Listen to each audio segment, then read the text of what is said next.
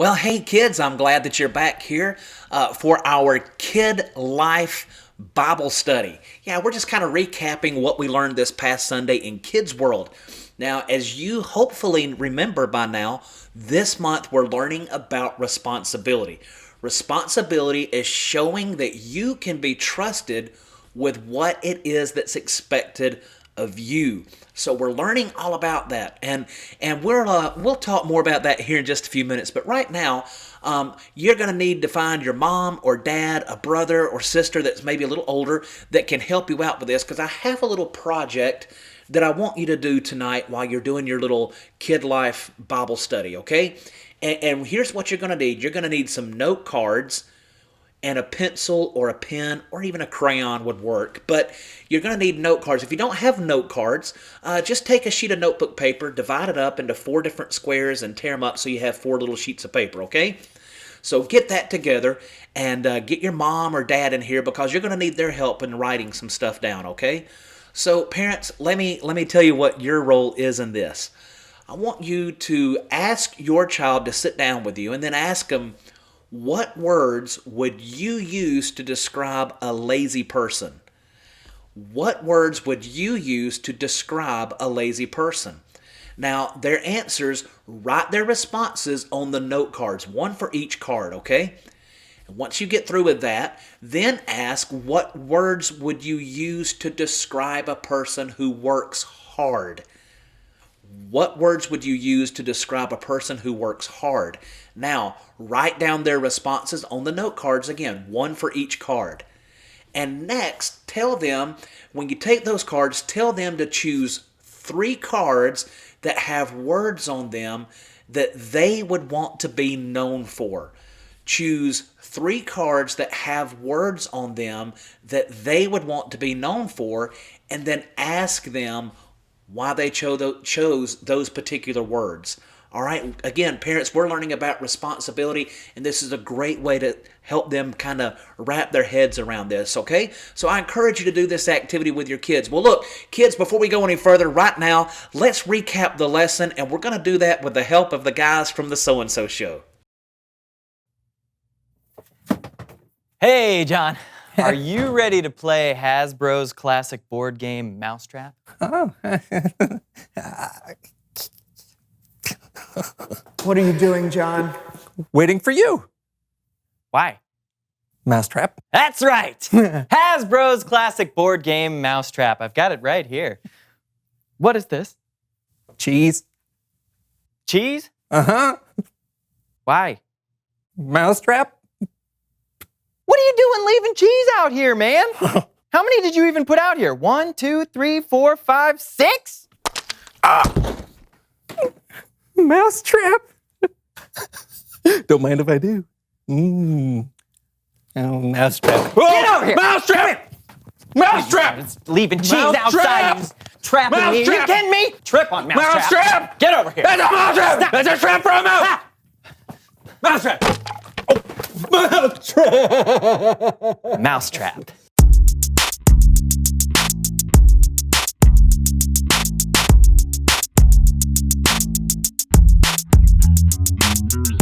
Hello, I'm John. And I'm Stephen. And This is the so and so show. pause. Pause. Okay, we have to explain what's happening here. Right. This is the So-and-So Show. Yeah, the show where we have fun Laugh a lot. and try to learn something new. Especially something about God. And today we're in the middle of a little competition. Yes, sirree, Bob. Yeah, it's John. Usually people have competitions to see who can run the most laps or do the most push-ups or lift the most weight. But we're trying to see which one of us can do the least. I am totally going to put in less effort than you. Not a chance. Unpause. It's Time for the Underachiever. championship. The Underachiever Championship. May the worst man win. Indeed, sir. Yeah. Yeah. Tiniest jump. On your mark, get set, go. 1 point, Steven. Yes! What? No way. I want to see a replay. Oh, fair enough. Most quiet scream. On your mark, get set, scream. 1 point, John. Oh, come on! What? He's never quiet. What are you talking about? You're not. Lightest feather blow. I've been waiting for this one. Oh, yeah? Yeah. On your mark, get set, blow. Oh, come on. Oh, I think, you're a whole 5 inches away. Oh, and I'm -2 inches. 2 points, John. Boom! What's next? Softest pillow hit. You ready? Yeah. First dibs. Okay. That's beat pretty that. soft. Huh? Yeah. Oh! 2 points, Steven. Hey, that's my line. Sorry. Slowest soup slurp. All right. Ooh, soup.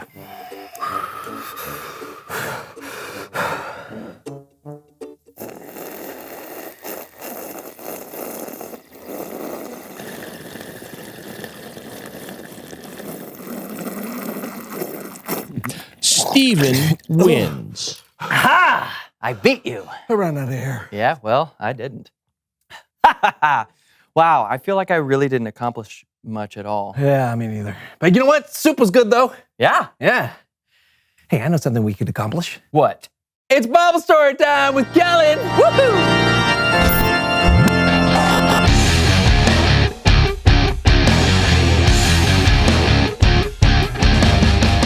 Hey fellas, what's up? Slow soup slurping, Kellen. And jumping as low as possible. Steven won. That's right. Then congrats. Sure. So, today I want to share some wisdom written by the very wise King Solomon. You can find a lot of his thoughts in the book of Proverbs. It's made up of many ancient teachings that are still helpful today. Here's what he wrote. You people who don't want to work, think about the ant. Consider its ways and be wise. It has no commander, it has no leader or ruler, but it stores up its food in summer. It gathers its food at harvest time. Some translations of the Bible call the people who don't want to work sluggards. That's why some people call this proverb the ant and the sluggard. Sounds like a sitcom. Anyway, no, wait.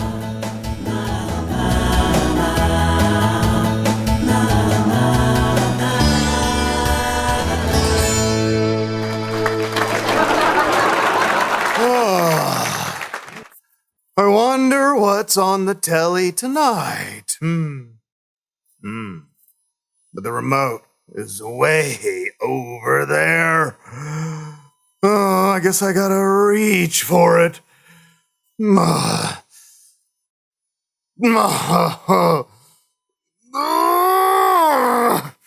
Oh, this is way too much work.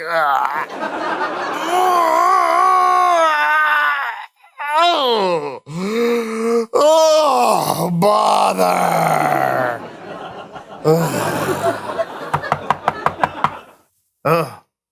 Somebody's at the door. Guess I'm gonna have to get up and find out who it is. Oh, bother. No worries, my dear friend Slug. I can let myself in. Poof! Well, you just opened the door all by yourself. Oh, I got tired just thinking about it. I just want to check in with you, Slug. Winter's almost here. Have you done any work? Who needs work? It's too much work. Well, me and the other ants have worked really hard and prepared more than enough. I'd be happy to share some of our food with you. Just leave me alone. All this talk about work and it's making me work too hard, trying not to think about work. Oh, bother. Okay, sir. Well, I'll see you in the spring. The spring? I hope. Spring? Oh, bother!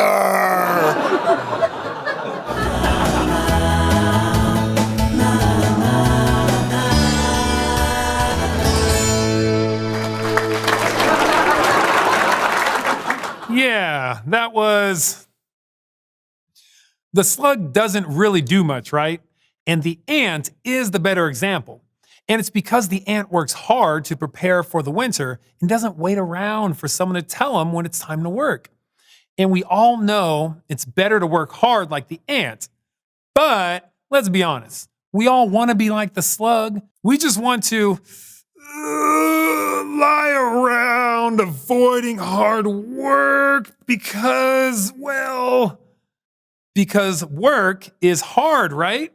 But there are so many benefits to working hard and trying your best. That's right. For one thing, it just feels good to know that you've accomplished something. True. And working hard now can save you some work later. Plus, you can help other people when you work hard. That's right. You can help me right now by handing me the remote. Think about this. Work is something that God created us to do. He gave us hands and feet and creativity so that we can get things done. And when we work hard and when we do our best, it's a cool way to honor God. So maybe slurping soup really slow is, I don't know, kind of a waste of time. Yeah, probably. But don't get me wrong.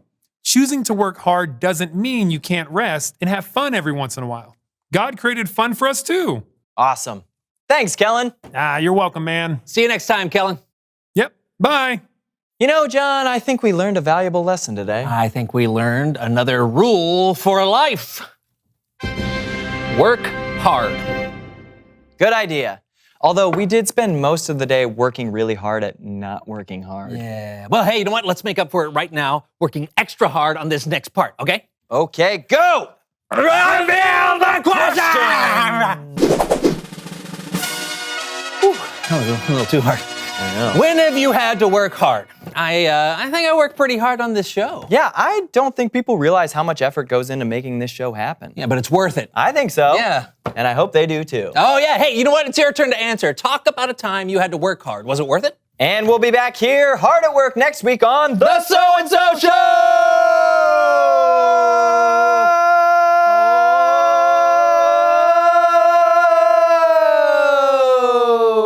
Woo, woo.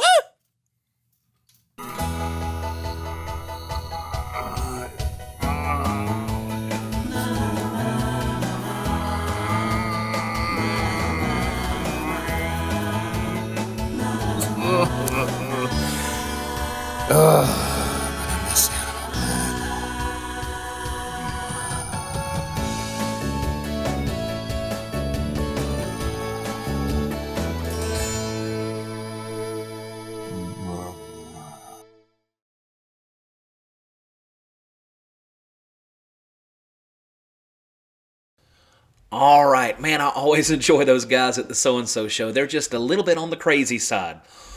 Well, listen, out of everything, let's talk about the lesson, okay? Out of everything that Solomon could have had, what did he ask God for? Out of everything that Solomon could have had, what did he ask God for? Yeah, wisdom. Yeah, not that PS5, not a bunch of money, not some cool hot rod or anything like that. Nope, he just asked for wisdom. And what did he become known for? What did Solomon become known for? Yeah, God gave him wisdom, and he became known as one of the wisest people to have ever lived. Now, what did Solomon say about the ants? What did Solomon say about the little ants? Well, he said a lot of different things, but there's a particular thing that I'm hoping you guys picked up on. It's the ants. They have no ruler, but they still store up food on their own. They're hard workers. Yeah. So, real quick, take a minute. If you're by yourself, go in there where your mom and dad's at, or a grandparent or an older brother or sister. Or maybe just talk out loud to yourself if you want to do that. I'm not sure. But here's what I want you to do. Describe what you feel like it is to be lazy. Describe what it feels like to be lazy.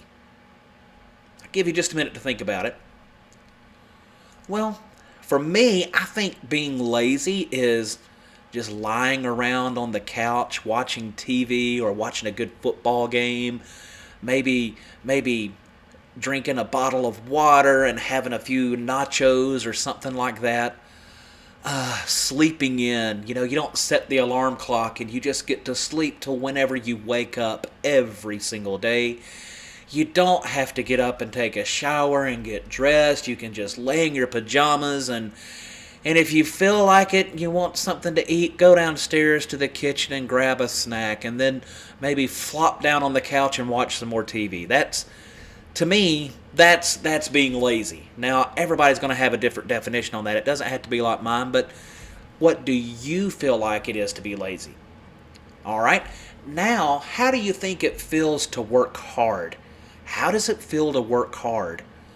Well, I think that depends on what kind of work you're doing. Now, when I grew up, my grandfather was a meat butcher. Yeah, he worked in this really cold room. We kept the thermostat set on like 40 degrees year round. It stayed really nice and cool in there. And we would have these big cows or have some pigs that would come in and we would cut them up and fix them up nice, put them in a tray and put it in a counter to sell to people so that they could cook and eat dinner. Now, I'm going to be honest with you. It wasn't hard work in the sense of you're sweating because it was only 40 degrees in there. But it was hard work because, let me tell you, those sides of beef, they weren't light.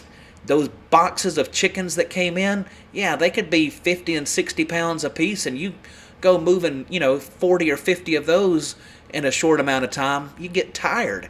And then it's cold back there, and the meat is cold, and your hands are constantly holding that cold meat, and you're having to try to cut it carefully, and your hands are numb and shaking. It was kind of hard work. But then there's also hard work. Sometimes being in ministry can be hard work. It's not that we're, again, out digging a ditch or mowing the lawn or repairing a roof, but sometimes it's hard in the fact that we're trying to help people find answers for the situation they're facing. We're praying hard to God to give us wisdom on how to teach our people that He's entrusted to us. Sometimes it can be hard work when you're the manager of a business because you've got schedules to make for everyone and everybody has their certain times that they want off and you don't want to hurt people's feelings, but sometimes you have to make the hard choice and tell them they've got to come into work when they don't want to. Those kind of things. So hard work can be defined in a lot of different ways.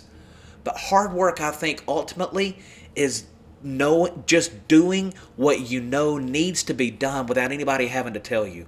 Look, Jody doesn't tell me every night that, Jamie, you need to go to bed because you got to get up early tomorrow and go to work. She doesn't tell me that. I know that because I'm responsible for taking care of my family. I have bills to pay so that we can continue to stay in the house. I have to pay a light bill so that the lights can stay on and we can have heat and air. I pay the water bill so we can take showers. Aren't you thankful for that? Yeah, so I have those responsibilities and I work so that I can have money to provide for my family. I want us to be able to eat, so I work so that we can have food. Nobody has to tell me to do those things. I just know that that's the right thing to do. But there's other times where you just work hard because you know it's right. You see somebody else who has a need, and you really don't have time to go over there and help, but you know what? You're going to go over there and work hard to help them, and you'll work hard to take care of your stuff a little bit later, even if it means staying up late or getting up early. You just work hard because you know it's the right thing to do. Well, how can you tell if you're a hard worker or a lazy person? Well, I think it's kind of self-explanatory. A lazy person really doesn't do much. They're only concerned about themselves and what makes them feel good, what makes, just do whatever is on their agenda. But a hard worker, they provide for themselves and the people around them that they love. And nobody has to tell them to do it. They just do it. So what would be one thing that you tend to be lazy about? What would be one thing that you tend to be lazy about? Now, how can you work on being more responsible with whatever that is this week? Maybe you're a little bit lazy when it comes to picking up your room. Well, how about this? Every night before you go to bed, pick all your dirty laundry up and put it in the hamper. It won't take that much if you do it consistently every night because, how many clothes could there possibly be in the floor if you're picking it up every day? See, if you do it a little bit at the time, it makes it easier. So every day before you go to bed, pick up your dirty clothes, put them in the hamper. What about taking out the trash? Yeah, how about at the end of dinner when you carry your plate to the sink? How about if you just turned around then and grabbed the garbage bag up out of the trash can and you carried it out to the dumpster outside? Yeah, see, little things like that helps us be a little bit more responsible. So listen, I hope you'll keep talking about this. Talk with your mom and dad about what are some of your responsibilities and how you can get in the better habit of doing those things, all right? Well, look, remember our memory verse this month. It's Luke 16:10. It says, suppose you can be trusted with something very little, then you can also be trusted with something very large. Well, kids, thanks for checking in with us here in our Kid Life Bible Study. I love you. Hope you have a great week, and I look forward to seeing you this weekend. Right hand up in the air. High five. I'll see you soon.